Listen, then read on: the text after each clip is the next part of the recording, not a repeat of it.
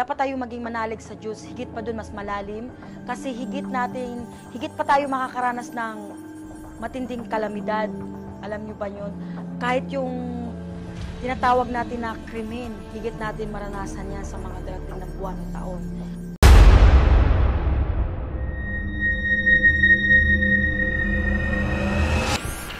Hello po mga ka-PTV, sa video na ito ay tatalakayin natin ang masasamang pangitain sa lugar na ito ayon sa mga visions ni Madam Rudy Baldwin. Pero kung ikaw ay hindi pa nakasubscribe sa aking channel, maka naman.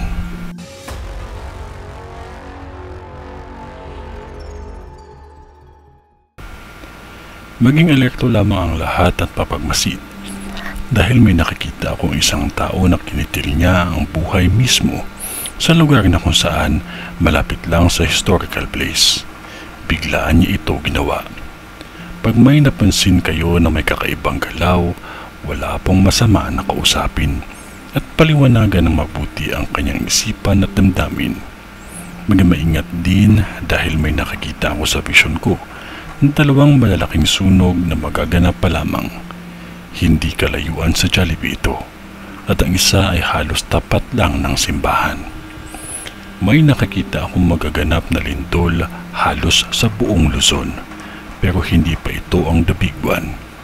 Sa mga darating na mga araw o linggo ay makakaramdam na tayo ng mga lindol sa hindi inaasahan ng mga araw at oras. At isa ang lugar na ito na nakikita ko sa vision ko, magkakaroon ng mga pinsala sa mga historical na lugar. Maging maingat din sa pagmamaneho dahil may aksidente na mangyayari na kung saan may mga nasawi sa lakas ng impact nito. Lagi din tayong manalangin dahil ang lugar na ito ay isa sa nakikita ko sa vision ko na matatamaan ng kidlat na kasinhaba ng lubid ang bakas nito. Maging maingat lalo na sa pagsapit ng tag-ulan. Dahil may nasawi dyan sa lugar ninyo dahil sa kidlat na may hahambing na sa ibang bansa ang sobrang lakas nito. Madaming pinsala na matatamo ang lugar na ito sa hagupit ng kalikasan. Huwag basta magtiwala kahit kanino dahil may biktima ng panuloob sa isang bahay o lugar at may nasawi sa pangyayaring ito.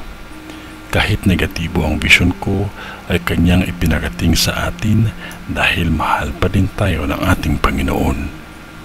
Maging maingat, ito ay ang vision ni Madam sa Intramuros. Sa ngalan ng Diyos Ama, ng Diyos Anak at ng Diyos Espiritu Santo. Amen.